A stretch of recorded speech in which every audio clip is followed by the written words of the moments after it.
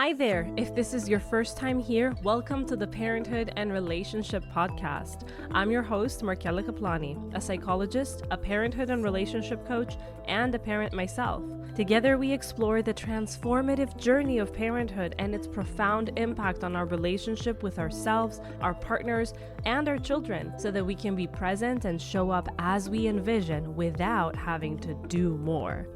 Let's get into today's episode. Hey there, and welcome back to the podcast. I'm Markella, and today we're going to talk about something that I think gets to all parents, a topic that we all discuss with one another, and that is tantrums and meltdowns in our kids. If you've ever felt completely overwhelmed when your little one is having a meltdown, trust me, you're not alone. We've all been there. I was there yesterday. But today I want to talk about how we can help our kids regulate their emotions to have fewer meltdowns, looking at it from a different angle, our own emotional regulation as parents. Now, I want to be really clear here. This is not about blaming you for your child's tantrums. It's about understanding the powerful role we play in modeling behavior when creating a calming environment. We'll get into why tantrums happen, the challenges we face as parents trying to stay calm, and some practical steps we can take to help both us and our kids find more peace. Parenting is no easy feat, and it's okay to feel like you're struggling sometimes. But there is light at the end of the tunnel, because even small steps toward caring for ourselves and becoming more compassionate and understanding with ourselves can make a really big difference both for us and for our children. Oh, and stick around until the end, because I'll be sharing a special guide that can help you navigate through these tough moments with your child. You won't want to miss it. Let's do this. Understanding tantrums and meltdowns, we would think that this is something easy and, it's right there in our face and we all know what they are. But do we really know what they are and what triggers them? We've all been there. Our child is suddenly crying, yelling, or even throwing things, and it feels like everything is spiraling out of control. It's really tough to deal with, but it's also completely normal. Tantrums are those emotional outbursts that come with a lot of crying and yelling, and sometimes even aggressive behavior, like hitting or throwing things. Meltdowns can be even more intense and are often a reaction to feeling totally overwhelmed, whether it's from a sensory overload or big emotions that our child can't handle. Kids often have tantrums for a variety of reasons, and it's different for each child. Some of the common triggers would be hunger or tiredness, for instance. So when a child is very hungry or tired, their ability to cope just plummets. Regular meals and a consistent sleep schedule can help a lot. Think about how we as adults feel when we're running on empty. It's hard to manage our emotions, and it's the same for our kids. Then there's also overstimulation. Loud noises, crowded places, or just too much going on can overwhelm our children. Imagine being at a really noisy party where you're already feeling tired, and so it's easy to see how kids can get overwhelmed quickly. Moreover, frustration or inability to express feelings can get in the way and trigger a tantrum. Children are still learning how to communicate their needs and emotions, and when they can't express themselves, it often comes out as a tantrum. It's kind of like when they were babies and they couldn't say what they needed, so they just cried for everything, and we had to figure out what the crying was for. In that same respect, even though our children might be at a stage where they can speak and express their emotions, maybe even they do. Maybe you have a child that is very expressive with their emotions. Sometimes, even though they can express it, maybe they don't know how. Maybe they're stuck. Maybe because they're overwhelmed, they can't. And so that will come out as a tantrum. For example, a child who can't find the right words might scream or cry to show their frustration. And then there's also transitions or changes to routine that can be the root cause of a tantrum, or of several tantrums, actually. Kids thrive on routine, and sudden changes can be really hard for them to handle.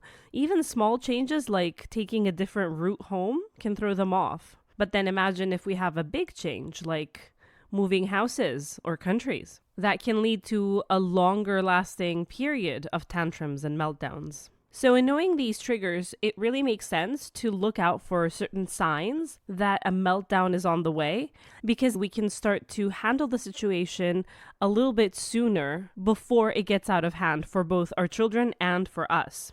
Whining or crying is one of them. These are often the first signs of distress. You might notice your child's starting to whine about little things that normally wouldn't bother them, for instance. Then there's yelling or screaming, of course, which shows that their frustration is ramping up. If your child starts raising their voice, it's really a sign that they're struggling to cope. Of course, there's throwing objects, which is a physical way of expressing emotional overload. When words fail, actions take over, and this can mean throwing toys or other objects. And finally, clinging or refusing to cooperate. This is where our children seek for comfort and reassurance. When a child suddenly becomes very clingy or refuses to move, they might be feeling insecure or completely overwhelmed. This is actually something that happened yesterday with us and our son for the first time, where he decided that he would no longer move. He was at this robotics festival, and while there, he was having a lot of fun running around and everything. But then when it was time to go, we had a longish walking distance to get to the subway. By that time, he was definitely overstimulated by all the new things because it was the first time he had gotten in a subway. It was the first time in such a big festival. There were lots of people. He looked fine and regulated while we were there for the most part. By the time we were ready to go, he had already started showing signs of tiredness, even though he wanted to stay a little bit longer. But on the way to the subway, he just started complaining that he was really tired, and he would sit at every little step that he would find. This, of course, was very frustrating because for us as adults, the subway wasn't really far away. We knew it was less than 5 minutes walking, and we would get there and have a seat.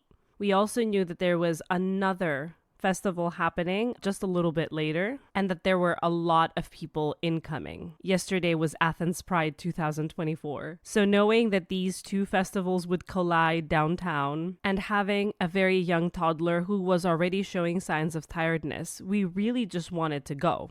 Having relatives with us who were also trying to get to the subway, but were very understanding and sitting there and waiting it out for him to kind of be convinced to walk toward the subway was also overwhelming for me, honestly, because even though they weren't pressuring in any way, I felt the need to just get him moving. In my mind, the distance was so short, we could just get there and everything would be fine. At which point, I got dysregulated because of thinking that way. So while we let him rest and have a seat, and while we reasoned with him and we were calm at the beginning, speaking for myself, at some point I started to lose my patience. He would walk 5 steps and he would get tired. Now, my sister being there and specializing in child development and small children, she explained that physically it's normal for him to be this tired based on his muscle and bone structure at this stage of his life. Despite this, I felt that it would only get worse as more people would come in, that it would be more difficult to get to the subway, and that this would escalate things, especially since he hadn't napped at all, and it was starting to get late for him. And so in thinking about how things could get worse with time, I started to get stressed. And then my stress didn't help for sure, because that's the first time that my son has ever decided not to move. So even though he made a couple of steps, then he just froze in his position and decided that he would not leave. And honestly, that's the first time he's ever done it. So I was kind of in shock. Like, what is this? So this is a great example of how things can escalate, because my son had shown the signs before we got to the point where he froze in his position. He was whining. And I mean, that's why we decided to leave about half an hour earlier from his robotics festival. And then while we were on the way, he started throwing this brochure on the floor. And so he was actually showing all the signs before we got to the point that he was freezing in place. Now, what I want to stress, and what I will stress later in this episode as well to you, is that while I say this, I know for a fact that I'm not to blame for the tantrum. The fact that he was very tired and exhausted, that he was in a new place, he was overstimulated, he hadn't napped, all of these things definitely are what triggered the tantrum. It wasn't something that we did as his parents that triggered it.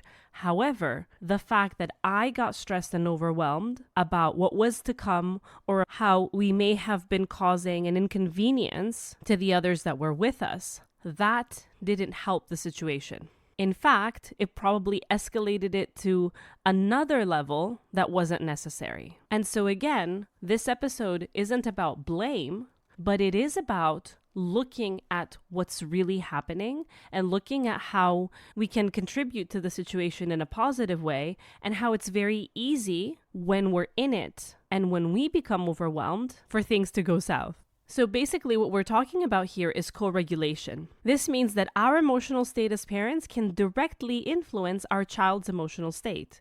When we're calm, it helps our kids be calm too. But if we're stressed or agitated, it can make their meltdowns worse. It's a ripple effect, which is why taking care of our own emotions is so important. Imagine you're at a playground and your child falls and scrapes their knee.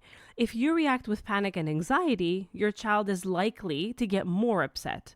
But if you stay calm and reassuring, your child is more likely to calm down as well. I'm sure you've seen this happen. Our children look to us for cues on how to react, so our emotional state can either escalate or de-escalate their response. Suppose that you're at a grocery store and your child starts to cry because they want a snack that you didn't plan on buying. If you respond with frustration, maybe you've had a long day and you're tired, your child's crying could escalate into a full-blown tantrum. But if at that moment, and that's a big if, because as I shared with you a minute ago, I wasn't in the state to be able to co-regulate myself yesterday. I do co-regulate a lot of other days. Yesterday wasn't one of them. But if you can take a deep breath and calmly explain why you can't buy the snack right now, your child might still be upset, but they're less likely to spiral into a meltdown. So now I think you have a good picture of how understanding these triggers and signs is the first step in helping our children manage their emotions better. And if you're looking for more detailed tips, don't forget to download my free guide, Calm Parent, Calm Child. It's packed with helpful information and practical strategies to support you and your child.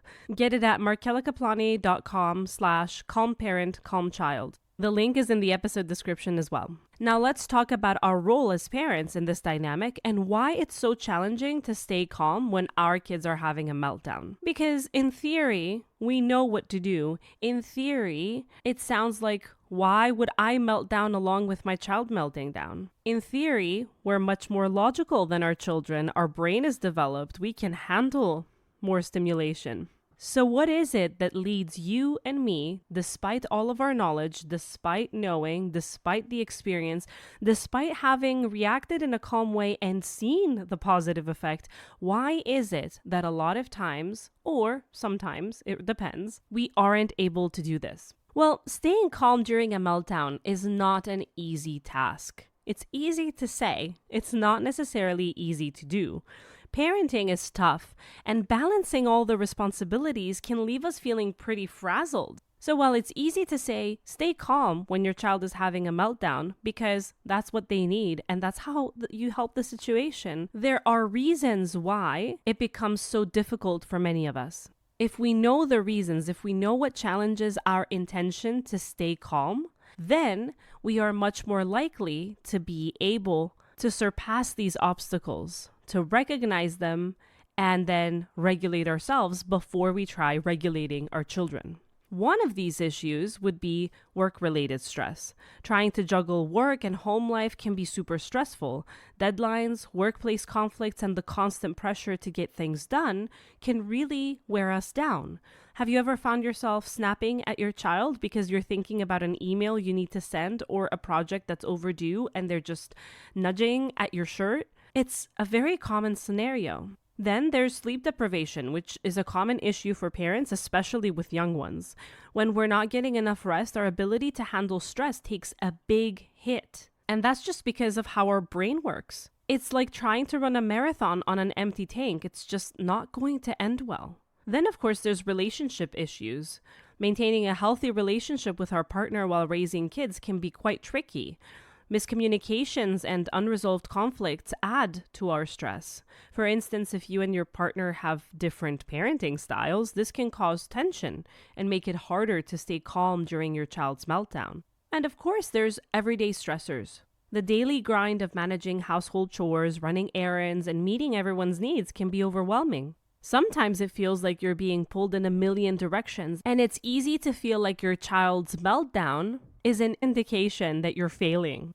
So when we're dysregulated because of either of these things, because of several of these things, because of something else that I may not have mentioned, when we are stressed and we're not feeling our best, it shows. And so our dysregulation can really affect our kids. For instance, when we're stressed, we're much more likely to snap at them, which can escalate their tantrums. Imagine you've just come home from a very stressful day at work and your child immediately starts whining about something. If you're already on edge, your patience is thin, and that's normal. And so you might react more harshly than you intended. When we are overwhelmed and stressed, it's very easy to have inconsistent responses. It's very hard to be consistent when we're overwhelmed, which can lead to confusion for our kids, and then that can escalate their meltdown. If one day you let something slide because you're too tired to deal with it, and then the next day you react strongly to that same behavior, then the child notices this change and they don't feel safe because of that inconsistency. So that lack of safety, that insecurity that they feel creates even more overwhelm, and then the meltdown escalates. And finally, there's physical symptoms. Stress can cause headaches and muscle tension, fatigue, making it even harder to cope. If you find that you're dealing with constant headaches or muscle pain, migraines, your tolerance for stress is going to be much lower. If we are constantly stressed because of work, if there's constant tension because our relationship with our partner is not going well, all of these things add to our inability to be able to tolerate tantrums. Picture this, you've had an awful day at work, you're stuck in traffic, and you know there's a mountain of chores waiting for you at home.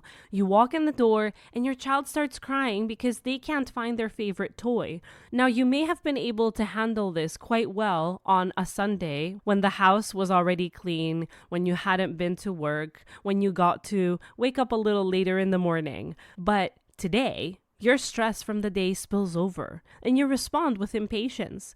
Your child, sensing your frustration, gets even more upset. Because of course, mommy's upset with me, daddy's upset with me. And suddenly, you're dealing with a full-blown meltdown. This shows how our emotional state can influence our child's behavior. Let's say, instead of reacting with frustration, you take a moment to breathe deeply and address your child calmly, knowing that you are also coming from a place where very validly, very legitimately, you are also very tired and you have every right to throw a tantrum yourself. But when you give yourself that compassionate understanding, just that one sentence where you validate that you also have every right to just go bonkers and start yelling because you've also had a rough day, that can really, along with a deep breath, regulate your nervous system quite well.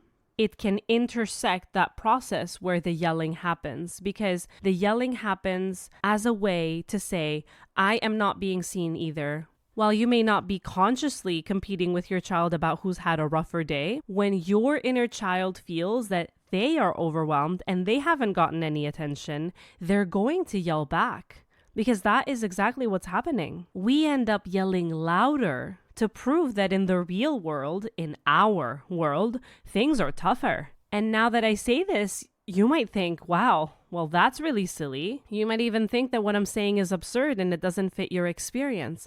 But if we really think about it, this is what our tantrums are about. It's our inner child screaming, let me be seen too. I'm here. So what if we validate that I've had a really tough day. I am also very rightfully frustrated, but I'm going to take a deep breath and I am going to show up the way that I intend for my child. I am going to show up calm and regulated and act as a model for my child. That makes it quite easier to step out of the automated response that we were very likely to have after such a rough day. So you might say something like, I see you're really upset about your toy. Let's take a minute to look for it together.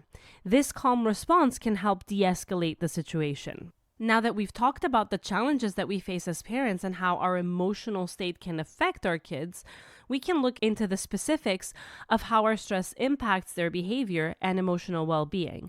It's fascinating and, well, also a bit daunting to realize just how much influence we have on our children's emotional lives. When we're feeling overwhelmed or stressed, it's not just about us. Our kids are incredibly perceptive and they pick up on our emotions, even if we think we're hiding them well. That's something that I hear very often from parents. They come and they tell me, well, yeah, okay, you're right. I am going through this very difficult time at work. You're spot on. Our relationship is having issues, but we never discuss these things in front of our kids. I never allow them to see my emotion. We never argue in front of the kids. But this can all manifest in several ways, and our kids sense that something is wrong. In turn, this leads to increased tantrums and meltdowns. If we're frequently stressed or anxious, our children might mirror these feelings. They don't yet have the tools to process and manage these big emotions, so they come out as tantrums or meltdowns. For instance, if they see us getting frustrated easily, maybe we don't get frustrated easily at them, but they see us getting frustrated because we can't open the jar lid, they might respond in the same way when they encounter a challenge. Then again, children look to us as parents for cues about how to react to the world. If we're constantly stressed, they might start to feel like the world is a stressful place, leading to anxiety and insecurity and a generalized idea about what it's like to live, to be in the world. Imagine a child who sees their parent worrying all the time. They might start to worry too, even if they don't fully understand why. Also, just like adults, children can have trouble sleeping if they're feeling stressed or anxious. They might wake up more often during the night or have trouble falling asleep. A home environment that feels tense can disrupt their sense of safety and their sense of calm, which is crucial for good sleep. Because in order to sleep well, we need to feel like our environment is safe, it's not dangerous. This goes way back to when we were cavemen. It links back to survival mechanisms. Finally, stress can lead to a range of behavioral problems, from acting out and defiance to withdrawal and sadness. Kids might not be able to articulate their feelings, so then they will come out behaviorally. For example, a child who's picking up on a parent's stress might start having more frequent tantrums or become more defiant as a way to express their own distress. There's actually a lot of science behind this. It's called emotional contagion, and it's the idea that emotions can be caught from one person to another. Just like a yawn can be contagious, so can our emotional states. When we're calm, our children are more likely to be calm as well. When we're anxious, they're more likely to feel anxious. There have been several studies showing that when parents practice calm and mindful behaviors, their children exhibit lower levels of stress and lower levels of anxiety. This isn't just about being in a good mood, it's about creating an environment where our children feel safe and understood. When we model calm behavior, our children learn to regulate their own emotions better. Going back to emotional contagion, it's not just about what we model and what our kids see, but it's also about what they pick up, what's in between the lines, the energy of the room. Let's take a practical example. Imagine that you're getting ready for the day and everything seems to be going wrong. Because that's how it goes, right? You're running late, you spill your coffee, your child is refusing to put on their shoes. If you react by getting visibly frustrated and rushing around, your child is likely to pick up on that stress. They might start crying or refusing to cooperate even more. But if you take a deep breath and handle the situation with calmness, maybe even making a little joke about the spilled coffee, your child will be more at ease and then more likely to cooperate.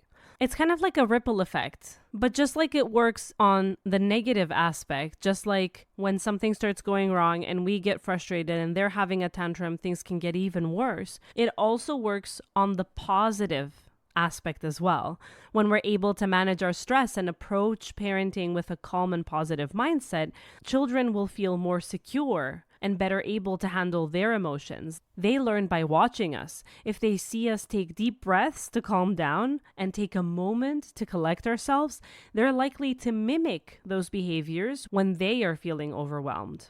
Understanding the impact of our stress on our children can be a powerful motivator to take better care of ourselves. I want to stress this. The reason that we're talking about this is not to put blame. It's not to say, oh, your child is having a tantrum, it's your fault.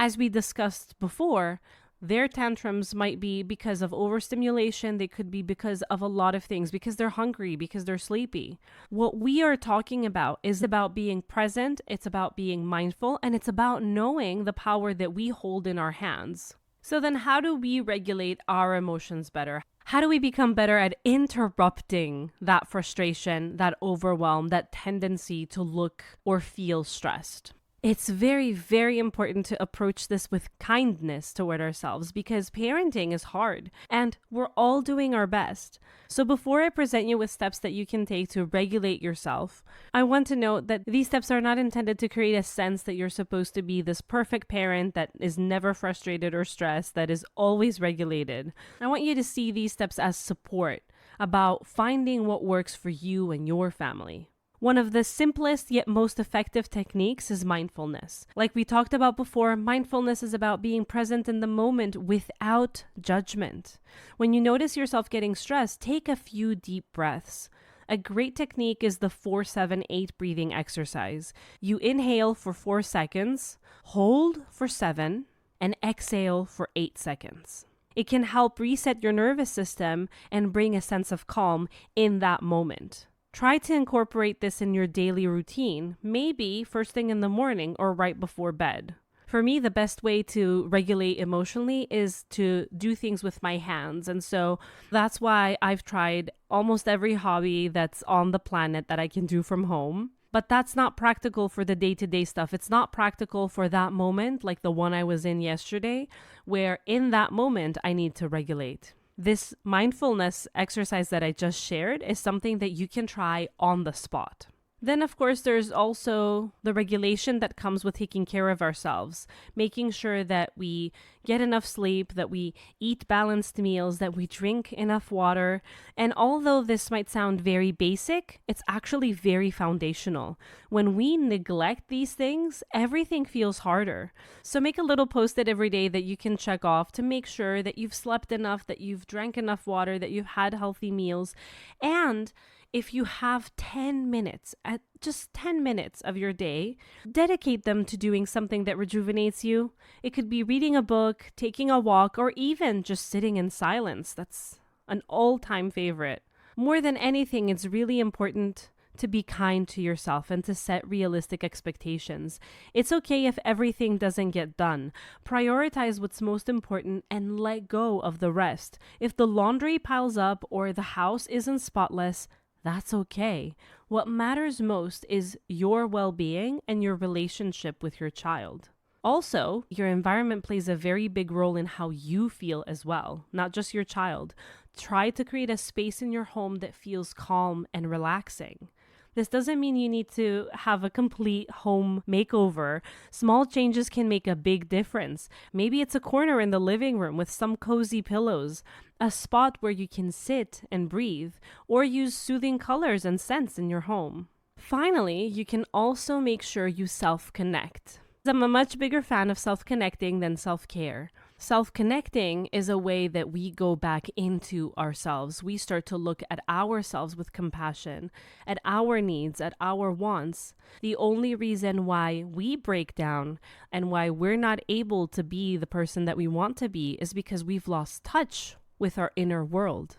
If we want to reestablish the relationship with ourselves, we have to start looking within. One way to start this process is through the 30-day self-connect calendar that I've made, which you can find at markelikaplani.com/self-connect calendar. I'll be putting the link in the description below as well. And if you're finding this helpful, along with my 30-day self-connect calendar, be sure to download my free guide, Calm Parent, Calm Child. It's full of insights and practical tips to support you on this journey. You'll find it at markelikaplani.com/calm parent, calm child.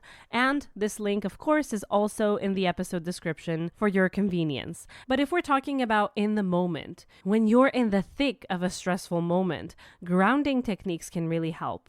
These are simple actions that can bring your focus back to the present moment. One effective technique, like the mindfulness one that I shared before, is the 5-4-3-2-1 exercise.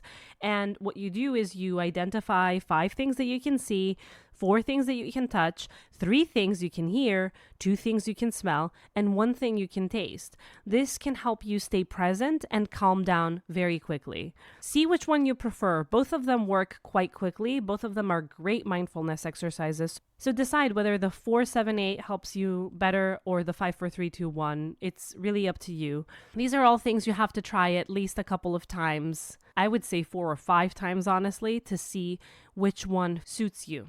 If you feel your stress levels rising, it's really okay to just take a break.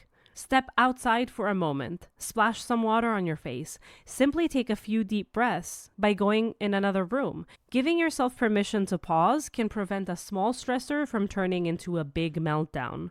What happened for me yesterday at some point is that I took a step back and I allowed my husband to take over. That allowed me to take a few deep breaths, to turn within, and to be calmer when our son took another pause and sat at the bench right outside of the subway, refusing to go down the steps and just get on with it. I was able to sit with him for a minute and be much calmer in my motivational speech about how close it was and how we were getting there and how I understood how he was feeling. When just a minute before, I was speaking to him from a much more frustrated place.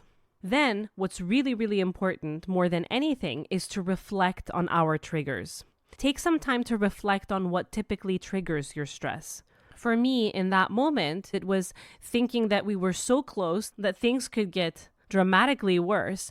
And something that typically triggers me is when there are other people around and I feel like I don't have the luxury to sit and do gentle parenting, which might take ages because it's not just me that's waiting, it's others. That is something that triggers me quite a bit. I've seen it in similar situations, and it's something that I'm working on. You might wonder how. Well, something that I didn't do yesterday, but I've started implementing lately is that I warn others who are coming with us that there might be a difficult moment. I had already actually predicted that we may have had some level of a tantrum because I knew he hadn't napped, because I knew this was a very new thing. It's his first festival, because I knew he had to be presenting and he may have felt stressed. I knew it was his first time in the subway, and although he loved it, he was definitely overstimulated. So there were a lot of things that I knew were going to happen, which gave me a pretty good tip-off that he was going to throw some kind of tantrum. In similar situations, therefore, lately, what I try to do is I tell people, look, we may have a tantrum coming. When this tantrum comes, I am going to have to spend time with him and sit with him gently. I may even have to get up and leave in certain situations. And so I tell them it's okay for them to go on and do their thing. And we get to a mutual understanding before any of this happens. So in that moment, I know that they're taken care of. I know that things are clear between me and the others so that I can fully focus on my son. That is something I didn't do yesterday, and it did impact the situation. So basically what I'm talking about is planning ahead. If we try to anticipate stressful situations and we plan for them, if we know that our mornings are hectic, we can prepare as much as we can the night before. We can lay out our clothes, pack our lunches, have the backpacks ready to go. Small steps like this can make our day run more smoothly. So see what I did right there? I gave you an emotional prep example, and there's also the practical daily prep example. Finally, but most importantly, self-compassion. Practicing self-compassion, talking to ourselves as we would to a friend, reminding ourselves that it's okay to have tough days, telling ourselves that we're doing our best. This is very impactful. Parenting is incredibly challenging. It really is. It's such a gift, but it's also so challenging.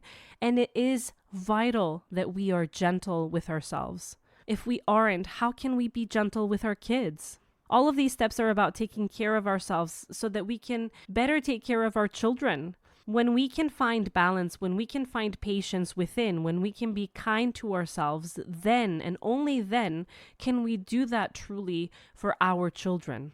And don't forget, you can download my free guide, Calm Parent, Calm Child, for more tips and strategies like this. You'll find it at markelikaplani.com/calm parent, calm child, and also in the description below. This guide is designed to help support you with practical advice and reflective exercises like the ones that we've been talking about today.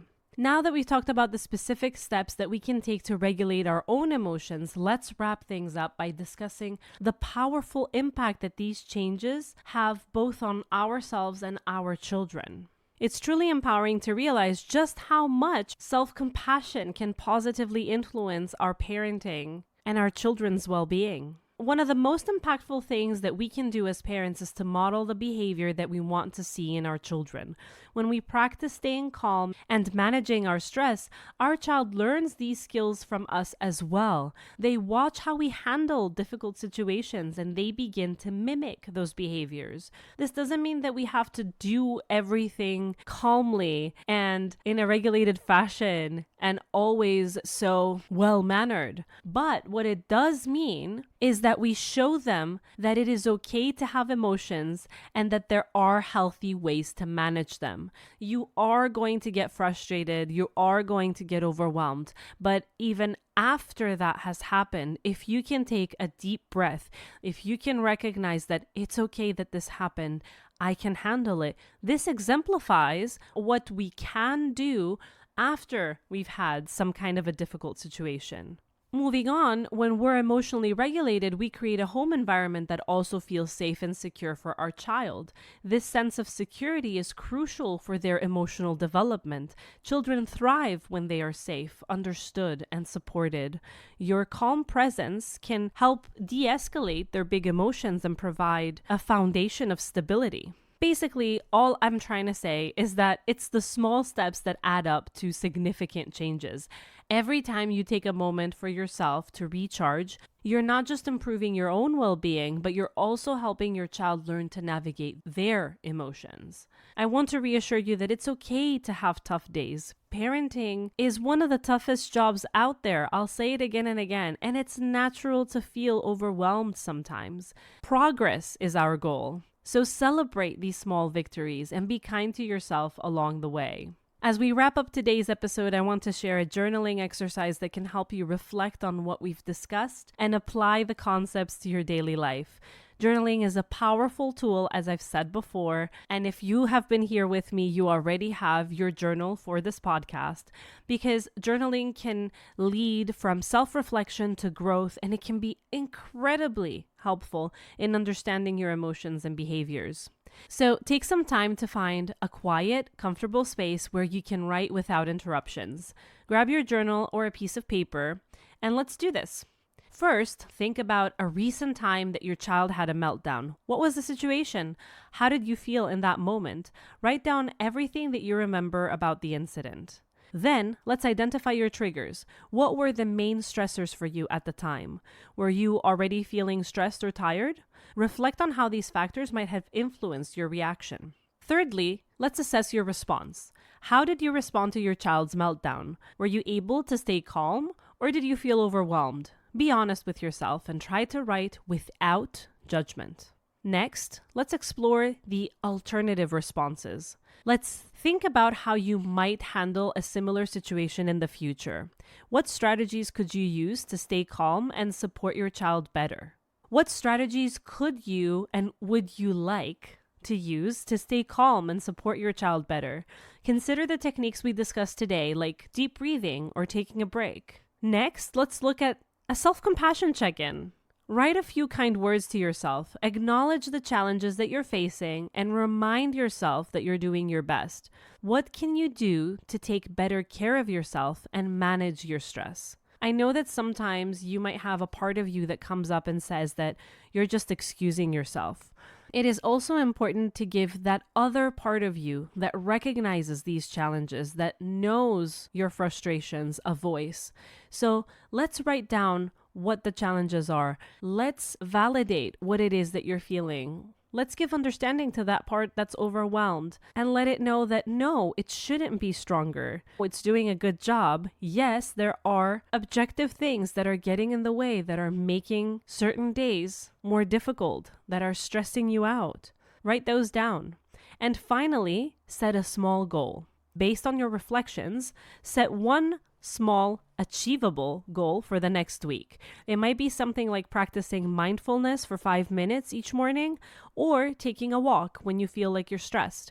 Write down your goal and commit to it. Journaling like this can help you gain insights into your own emotional patterns and develop more effective strategies for handling stress. Progress is what we're striving for, not perfection.